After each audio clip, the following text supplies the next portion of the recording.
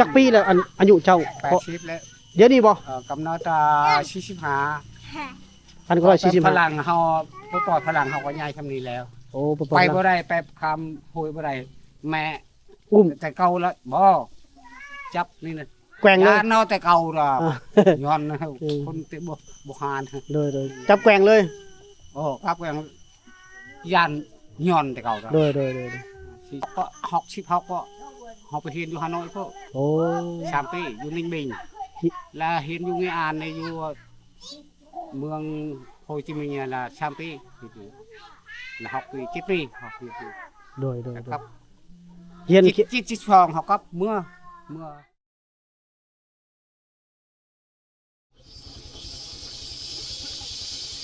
โอ้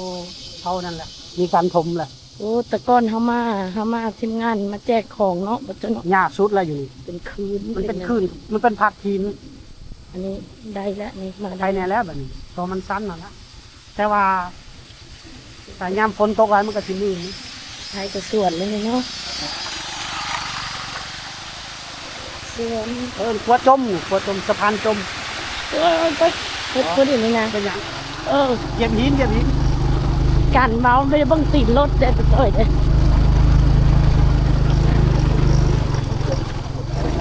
กว่า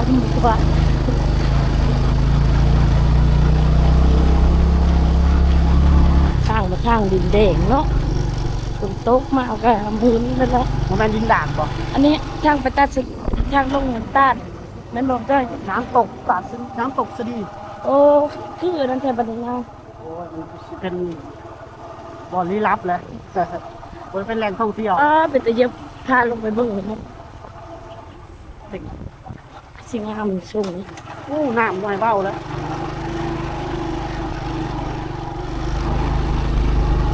ไกลยี่ห้อตะบอนมาพี่อากาศเย็นเนาะ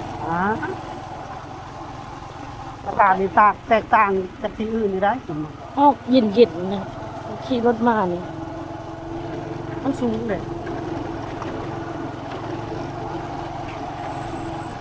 ถ้าคุณมีแต่คุณพาเลยโบแมนตี้เวียดระบ่าวทางนี้โบแมนเอิญเวียดเนาะเรื่องพุ่งเเรื่องพุ่งด่านบ้านแจ้งเรื่องพุ่งไปบ้านยาเพะได้จ้ะเนาะน่าจะได้เมื่อไหร่จะเอามาขี้หินมาถมได้โยมดีแท้ไปย้อนบ้านก็จะเป็นออกแล้วแสดงว่าบ้านนี้ได้ไปแล้วท่อนโมแบงเลยเขามาปีตะกอนโมมีได้ทำสมมติโมแบงแล้วก็จะกินเนี่ยยังก็ได้ไฟฟ้าแล้วดีใจมากขึ้นเนาะพอคุณยึดกันคือเรียกว่ามาปิ้นพวกเขาจ้อยกระเจ้าขึ้นเมืองนอกกังหันไฟฟ้าผลิตไฟฟ้าโอ้เสียยามันปิ้นไปกันนิดน้อยเป็นอันนั้นแก้มส้ม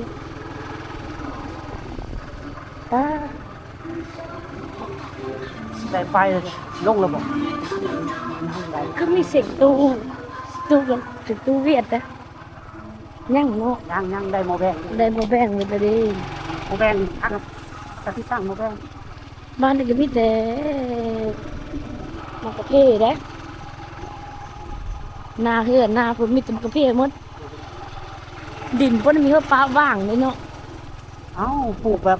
พอแก้ไขในครอบครัวเองเขาให้กุตะเขาเล่นเขาเก็บเขาอัน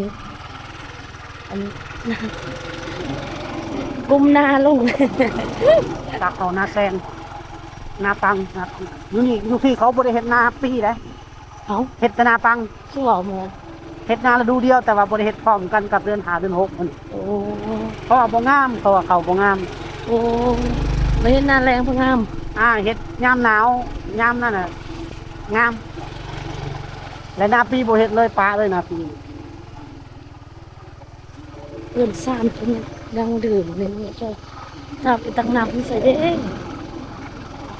ว้าวที่ไปมาหลายปีพัฒนาหลายตึก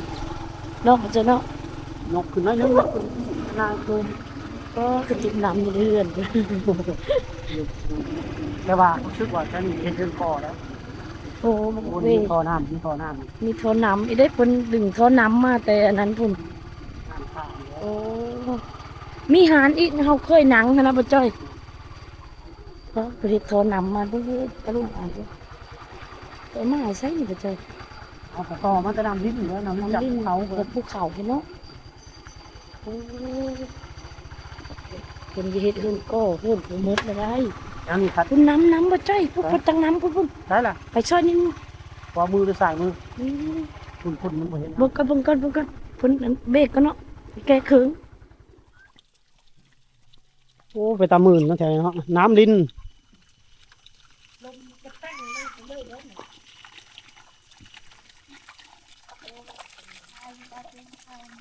แม่เฒ่าก็บ่ใส่หอดเสื้อผ้านะแม่เฒ่าเนาะ แต่งเลยยามนี่เถอะเออ มื่นได้ มืออันนั้นเบิ่งมันตกตลอดเลย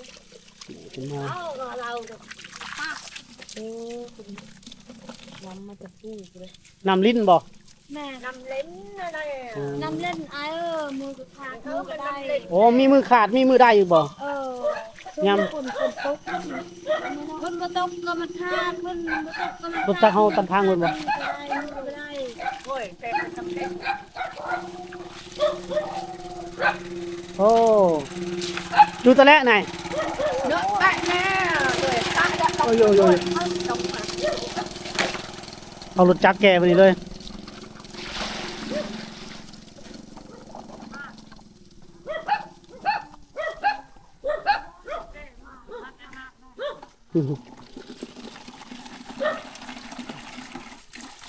บ้านใหม่พัฒนาได้เนาะ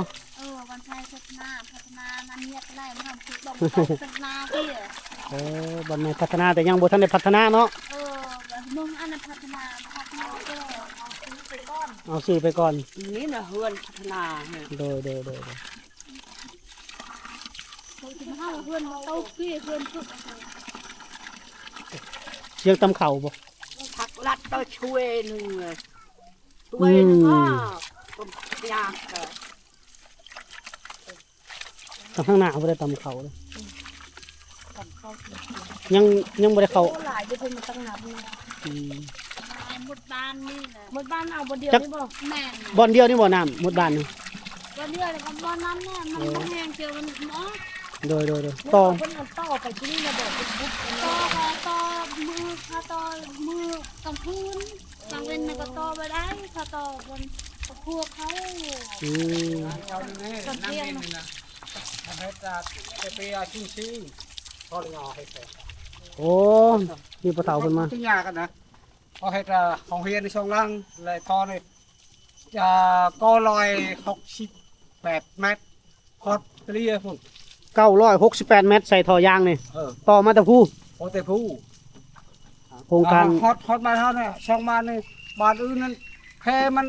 อุ่นกัดแล้วบ่ บ่แปลง บ่แปลงนั่นน่ะทานเลย แนวมันแล้วเจ้าบ่ปรับบ่ระบาดเฮาต้องซอยกันดูแล นี่ดูแต่ละปีเขาระดมลูกหลานเราต้อง โดย พั ถู ก กต้ รั อง ดตั้งแต่ช้างแล้วเฮา สานต่อ ชาวต่อ ถูกต้องมันต้องแนวนั้น ได้กิน อืม ตลอดเลยฮอตปัจจุบันนี้ โดยละจักปีแล้วนี่จักปีแล้ว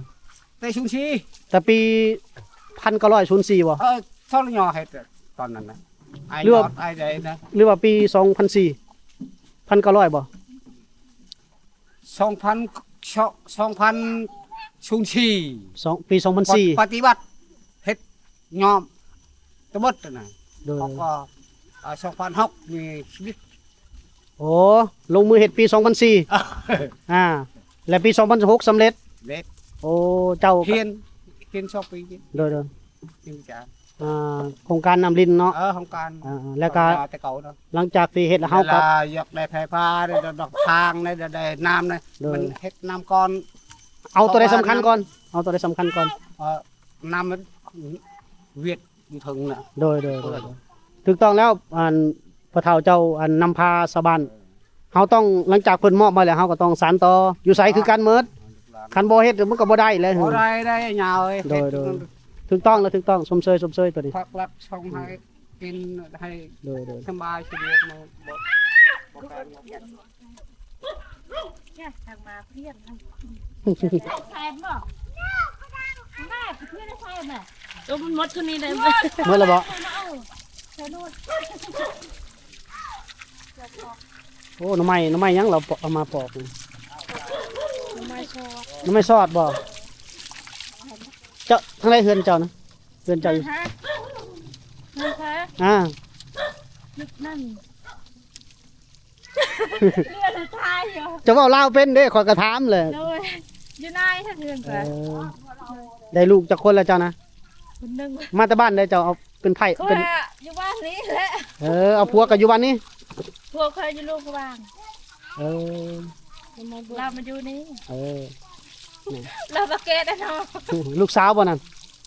เนี่ย ได้น้อยนะอ่า ลูกชาวแม่นี่ เออเจ้าได้ลูกจักคนก็ คอยลูกหนึ่งคนลูกชาย เว้าลาวก็เก่งได้ลาวก็เดี๋ยวนั่นแหละได้ผัวคนลาวเนาะ เป็นตา เมื่อบ้านผัวแล้วบ่ลงหัวบางเมื่อแล้วบ่ เออ จักเทื่อเมื่อนะ เมื่อเท่านั้น คือสิหมดเงินหลายเนาะ ดูนะ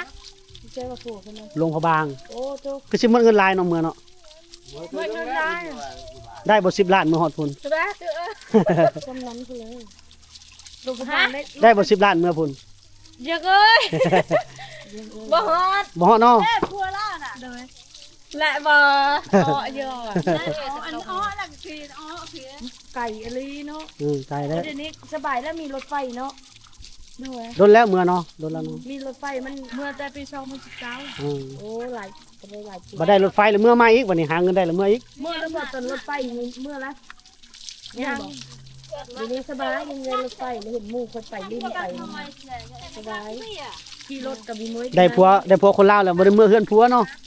อยู่ผัวมาสู้เอาแล้วเห็นจบ เสือเกิดเยอะเนี่ยเต็มกอได้อยู่น้ำแม่เห็นได้อยู่น้ำพ่อแม่เห็นกันเอาโผจนเฝ้าคนนี้ไปแล้วไปวันนี้ไปใกล้เมนเลย เอาขอบใจเพิ่นว่าเข้ากล้องเต็มๆแล้วเพิ่นว่า แบบละยะนะ นี่ก็เฮือนพ่อเฒ่าว่านี่บ่เฮือนเจ้าพ่อ เอ เฒ่า อ โอ้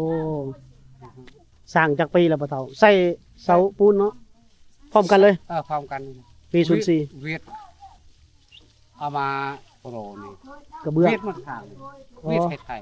เย็นให้ เฮาเฮ็ดให้ช่วยเพิ่นหันบ่ให้เงินน่ะมันทำไม่ได้ โอ้เจ้าซอยเพิ่นเฮ็ดน้ำลิ้นนี่แหละ เออ เพิ่นซอยจังแน่ ช่วยนี่สิมังสิหมอนี่ สิหมอกสิมังเสาเซลมันยังตั้งเฮือน ตั้งหืน แล้วเจ้าเฮ็ดเองบ่ต่อไปล่ะ เฮ็ดเองต่อไปนะ เออ ไม่บอกนะเฮาเองนี่เป็นของคุณ โดย เอามาของ เจ้า บ่มีวิชาเฉพาะหรอก เออ คือใครทำเฮ็ดช่วย เจ้ากับเป็นบ่หนังสือลาวเฮาเนี่ย เป็น เป็นเนาะเจ้านี่คือนักรบเก่าเนาะคือ เฮาแต่ก็เฮาอยู่เวียด โอ้เจ้าอยู่เวียดแต่เก่า ครูอยู่เวียด เจ้าเป็นครูอยู่เวียด เจ้าเฮาอยู่ชโน อยู่เมืองหยังอยู่เวียด กินอยู่โคนเฮาปีนึงกินอยู่ชุนเผา โอ้ จำนำนี่ โดย เป็นเฮาเฮ็ด อยู่เวียดก็เฮียนบ่ เวียดดูแต่น้อย เจ้านั่นเป็นแตะก่อนน่ะอยู่เวียดอยู่เมืองหยังอยู่เวียดนั่นพุ่น เวี น่ะ ยดเมืองเวียด เมืองหยังเขิน เมืองนี่ เมืองนี้ ลาวฮะมัน แบ่ง แต่ ดิน เก่าแล้วแบ่งนี่แต่เก่าก็นี่ก็เวียดอันนี่เวียดมันอันนี้ แต่เก่านี่ดินเวียดบ่ ดินเวียด อ๋อ แต่แบ่ง77 78มีแบ่งลาวนี่ ปี1978 แบ่งลาว แบ่งลาวนะ แบ่งลาว ลาวแบ่งเวียดเวียดแบ่งลาว เออเวียด อืม ลาว ตะกอนแล้ว ฮอตเตเลียพ่นดินเวียดแต่เก่า ฮอดบ้านตะเลีย โอ้ฮอตเตเลียพ่นได้ บ้านตะเลียโอ้ ฮอตพ่นได้ โหนี่มันเบิ่งแบ่งมานี่เกือบ5กิโลเนาะหรือ10บ่ โอ้เขาชิปแล้ว 10กิโลเนาะแบ่งปันกัน เจ้าแลตะกอนเลยโอ้เขาแบ่งนี่แล้วเจ้าอยู่นี่แล้วก็ บ่มีดินง่ายอยู่พ่น แต่เจ้านี่ความเวียดก็ยังเป็นหมดหนังสือบ่เวียด คนเวียดมอดอยู่นี่นะ อยู่นี่คนเวียดหมด คนเวียดมอด มีบ่คนย้ายไปพุ่นคืนเขาแบ่งเลยเขาแบ่งแล้วเขาย้ายไปอยู่เวียดต่อเลย ผู้ที่กินบิมนานน่ะเมื่อเฮ็ดเขาก็เฮาเมื่อบ่มีดิน โอ้เจ้าเมื่อพุ่นบ่มีดินเมื่อเขาบ่อยู่เวียดบ่ มีกินนี่ อ่า ไม่เฮือนมันเพิ่นเฮ็ดให้ อ่า มาลูกหลานหลายเลยชวนหลาน แต่ว่า หลย ว่าง่ายว่า ใช่ เฮือนจัดสรรเขาเฮ็ดให้ดินตอนหนึ่งเฮือนหลังหนึง ล่ะ แต่บ่มีหมองทำมาหากิน บ่มี โดย มีแต่กิน เจ้าก็เลยกลับอยู่นี่คือเก่า อ่า มีแต่เบียบนาน เราเจ้าแตะกอนนี่เป็นนักรบเก่าบ่ เออ ทหารเนี่ยเนาะ บ่แม่นเฮาเป็นครู ครู ช่างแต่ละบอล ครูหักฐาน หักฐานให้เขา สอนภาษาเวียดนาม ชาวเวียดนามเขาเวียดนามหมดเลย โดยแล้วก็หลังจากนั้นหลังจากเขาแบ่งปันแล้วเจ้าก็ลงไปเฮียนอยู่เซโนอีกบ่หรือเซโปน อยู่ชิโน เซโนก็เฮียน ชิโนเฮียน8 ปีแล้วเฮาเพิ่นเฮาอยู่กองพล14ชิโนนะ โอ้ แล้วเพิ่นให้เฮียนอยู่หนึ่งแล้วเพิ่นอยู่สมเนื้อไปเฮียนต่อ โดย เฮามันมีลูกแล้วเขา ขอ ไป ร้านขออนุญาตเด้อถามชื่อเสียงเรียงนามเจ้าแท้นี่ได้หาลังเทื่อมีคนมาเบิ่งคลิปนี่นักอาจจะหมู่ครูเจ้าอาจสิเห็น ครูเฮา อ่า แต่เขา สมัยเฮียนนํกันนะ โอ้โหเป็นชามชีลานผมลายโคตร นั่นแหละชื่อเจ้านี่ได้ชื่อเจ้านะ เข่ง ชื่อไอ้เขาเฮียนน่ะนะ เข่งเข่ง เท้าเข่งบ่ เท้าเข่ง นามสกุลนะ นามสกุลมีบ่ เข่งมี นามสกุลหยัง เข่งมูชรี เข่งมูซารี มูชรี โดยหาลังเทื่อมีหมู่ครูสมัยเฮียนเจ้าเขามาเบิ่งคลิปของหลานนี่นะเห็นนะก็เข้าเพิ่นมาเบิ่งนี่อยู่บ้านใหม่พัฒนาเมืองเซโปนแขวงสวรรณเขตท่านผู้ชม เพิ่นเป็น เพราะว่าเขาเฮ็ดเวียกแล้วล่ะ โดย ก็ทำ ก็พนักงานเก่าเขาแหล้วว่าเนี่ยเนาะพนักงานเก่าอ่า ยังอยู่ในโพ จักปีแล้วอายุเจ้า 80แล้ว เดี๋ยวนี้บ่ กำหนด45 อันก็140 พลังเฮาบ่ปลอดพลังเฮาก็ย้ายทำนี้แล้ว โอ้บ่ ไป บ่ บ่ได้ไปคำโหยบ่ได้แม่ อุ้ม แต่เก่าแล้วบ่จับนี่นะ แกว่งเลย ยานเนาแต่เก่าดอก อ่า ย้อนนะ อืม คนติบ่หาน โดยจับแกว่งเลย โอ้ครับอย่างยานย้อนแต่เก่าดอก โดย 45 54มัน อืม ยิงอยู่ขบังผม พนักงานหักฐานเก่าเนาะเพิ่นก็เพื่อหมู่คู่เพิ่นได้รับชมท่านผู้ชมเนาะ โอ้ ปี7076ก็66ก็เฮาไปเรียนอยู่ฮานอยก็ โอ้ 3 ปีอยู่นิ่งบิงแล้วเห็นอยู่ในอ่านในอยู่เมืองโฮจิมินห์là 3 ปีlà học kỳ 7 ปีhọc kỳ โดย ครับ เฮียน จิตฟองhọc cấpเมื่อเฮ็ดเวียก เฮียนเกี่ยวกับหยังเจ้าไปเฮียน ฮะเรียนหนังสือนี่แหละแล้วเรียนวิชาเฉพาะ3 ปี โดยวิชาเฉพาะเกี่ยวกับหยังพอ คิวเฉพาะกับครูนี่แหละ โอ้โดยพอได้รู้จักประวัติลาวคร่าวๆท่านผู้ชมเนาะนี่คือ เฮ็ดอยู่ลาวเฮา3 4เทื่อแล้วประวัติช่องให้เวียดให้ช่องเกมบำนานมาเราบ่เกี่ยว โดย คือคนเวียดใช้เอง ธรรมดาจะต้องไปกินอยู่ทางเมืองเวียดพุ่นแล้วเจ้าเนาะ เอาเมืองก็เมืองเวียดแล้ว โดยแต่ว่าเจ้าบ่ได้เมื่อพุ่นแล้วบ่ได้กินเห็น บ่ได้กิน โดย หลายคนตายหมด โดย งานอยู่นี่ โดย 80 ชุดหอยตายหมดเลยยังแต่ในเดียวนักเก่าคือเฮาเนี่ยมายังอยู่ตายหมดมียังแต่เด็กน้อย เอาขอบใจหลายเด้อพอเด้อ จ้า โอ้เห็นว่าเพิ่นปลุกระดมการรักษาสายท่อน้ำยางนี่ท่านผู้ชมเพิ่นปลุกระดมชาวบ้านได้เอาขอบใจหลาย อ๋อน้ มาล้างถ้วยท่านผู้ชมมีสไลด์กันนะนี่อาหารเพิ่นเด้อท่านผู้ชมอะบังหน่อไม้ ยามนี้ได้กินแล้วยามฝนได้กินแล้วหน่อไม้หลายดอกช่วงนี้ ไปรอเบิ่งเพื่อนชานเพิ่นบอก โดยสิไปเลาะทางเส้นนี้แหละออกไปนิดนึงมันสิมีมีบ้านอีบอก กับบ้านยังมีเฮือนคนแถวๆนี้แต่ว่า ไปได้เบิ่ง เบิ่งเส้นทางก่อน ไปก่อนนะเฮามาหรือเฮามาหน้าแรงมันมี หน้าแรกมันจะสะอาดกว่านี้ อันนี้เบิ่งก็โหเพื่อนเพิ่นก็มุ่งหลังมัน สังกะสีบ่ทอกัน ที่ไปจอดเจอเพื่อนเพิ่นไปทางใดบ่รู้เลยบัดนี้บ่ติเพิ่นนำไหใส่บ่พูตัวน่ะซูมพอมาดูบ่จอยอ๋อมีแต่เขาไหอยู่หมดเลยนั่นน่ะเพิ่นเฮ็ดมันได้ งามเท่าหมู่บ้านนี่เนาะผู้ช่วยผู้พูดบ่ มีแต่เขาไหอยู่หมดเลยนั่นน่ะ คุณเขาเจ้าคุณปลูกเขาใช่ไหม เพิ่นสิไปหาเลาะจังหวะมัน เนี่ยเขาไต่ ใต้ทางไหน เนี่ยนะ มันนะจอดรถในตี จอดได้หุ่นหมู่บ้านเขาไปหมดสุด ป้าที่ธรรมชาติบ้านเพิ่นป้าคือหลังนั้นเนาะจักแซกนั้น3 แซก เฮาสิลงไปเบิ่งเนาะ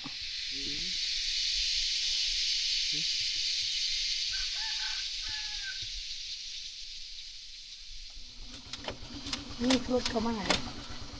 มาตีเดียว เอาพี่บอก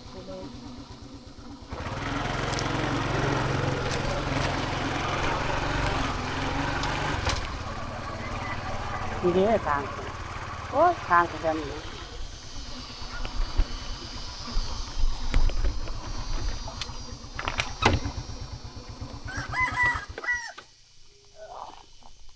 สบายดีทางไปทางไหนใช่ทางไปนี่มีบ่สุน้องคนบ้านนี่บ่เจะคนบ้านนี่ใช่เฮือนเจ้าละอยู่ฝั่งนั้นโอ้โหนี่มายังล่ะมาตะลินบ่ได้ดำไห้ดำหน้าบ่ช่วงนี้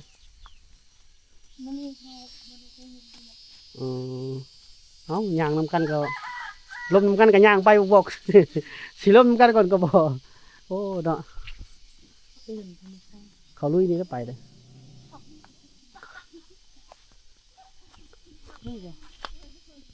ฮะกระสีมืนๆนี่แหละตามเบิ่งหรือว่าสีขาวนี่นะไปอ้อมเลยไปเบิ่งทางก่อนบ่ กลับไปแล้วนะเราไปที่ฟาร์มให้ น่ะเราไปเลย ลงแล้วนะลุยเลย สาย เอาหม ลุ วก ย กันน็อกมาไปมาพี่สิเสกนะ บ่ได้ใส่ตีนน้ำนะใส่ตีนน้ำนี่บ่หยานแล้ว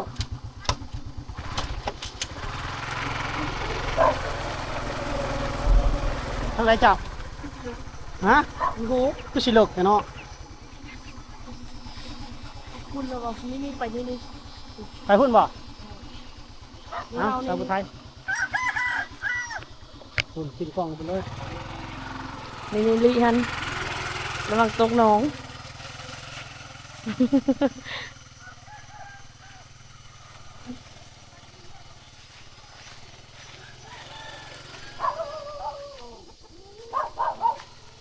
ลิไปแบบ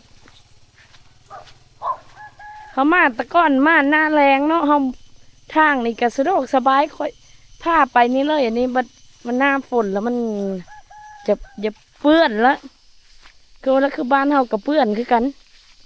หน้าฝน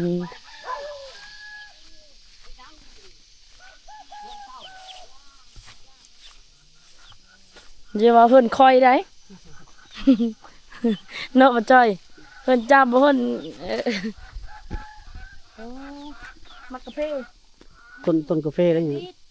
กาแฟมีดสบายดีจะคนอยู่เพื่อน ลูกชาม ห้าคน ลูก3 คนนั่นก็ลูกบ่เรือนั่น เขา หมูเหย้าบ่ เย้า มาลิดน้ำบ่ได้ไปซักเขาให้ปลูกเขาให้บ่ บ่ อยู่นี่เฮ็ดให้เฮ็ดนาอยู่นี่ เป็ดนาง โอ้ หน้าปีบ่ได้เฮ็ดเนาะเฮ็ดก็ เฮ็ดแต่นาแซง มันบ่งามบ่งามหน้าแฉงหน้าปีบ่งาม นาปีบ่งามจักเป็นหยังเนาะ ใส่พุ้ยได้ใด อืม ปีนี้ได้จักสอบปีนี้โอ้ยได้10ได้10สอบ บ่พอกินเนาะ พอเป็นยาพอดีเป็นนักเฮ็ดไห้ก็พอดีจุงก็ให้เขาให้เนาะ อืม ผู้เพื่อนผู้นี้แต่ฟื้น เต็มแต่ฟืน ว่าผู้น่ะให้น่ะป้อที่เจ้าอันเอาเข้าลงมาในได้อย่างเงี้ย ฝนตกฝนลงเม็ดแล้ว บ่นะไม่ได้ลงน่ะไป ไปต่อบ่ กลับ กลับบ่ กลับทางง่ายบ่ มันก็เปื้อนแล้วลงหันขาเมืองมันน้ำลึกบ่ จู้บ่ โยนลงเม็ดแล้วจู้แล้วลงเม็ดแล้วหาก็เห็ดลี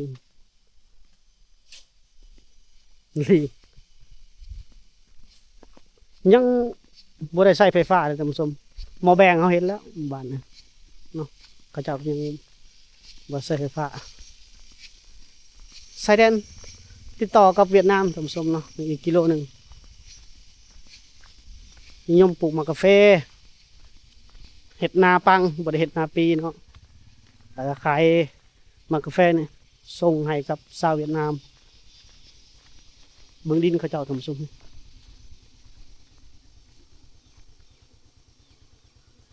มันแดงเนาะฮะ เห็นอยู่บริงนะ เห็น ต้องเจอหนังคุณมอกอยู่ ฝนสิตกแล้วเขาก็สิได้ออกเลยแหละเนาะ ออกมาตั้ง ฝนตกละเดินทางออกเลยท่านผู้ชมเนาะก็เส้นทางการเดินทางเขาถือว่าเดินทางมาฮอดเขตหมู่บ้านชายแดนแล้ว มันก็ห้องบริหารด้านขึ้นเพราะ โอ้ยานบ่ด่านบ่เอา กล้าไปเพราะว่ามันเป็นด้านเวียดเวียดกับลาวก็จะอยู่ตรงกันเลยนะเลยไม่ไป อืม เลยก็กลับบ้านนี่ ออกเลยบ่ กับบ้านนี่ก็มันสุดละ เนาะ ติดกันกับเวียดเลยบ้านนี่บ้านสุดท้ายแล้วนี่ให้ไปสิกลับลงโอ้เลาะไปเลยเลยเพื่อนน้องใจละ บอกคือ FC เพิ่นฮู้จักเกินเอาใจนี่ กระหู ฮู้จักซะบ่ เขาไปเบิ่งซองสาวไทยเด้อ อืม สาวไทยคนไกลบ้านเขาไปติดตามสาวไทยเห็นเด้อเอฟซีบ่จ้อยหลายๆนะไปติดตามสาวไทยเด้อ ไปเดินทางต่อท่านผู้ชม ต้องลุ้มพนละ คลิปนี้เฮาก็สิจบไว้สำนี้ก่อนเลยท่านผู้ชมเนาะติดตาม EP ต่อไปอีกเด้อสำหรับ EP นี้สบายดี ส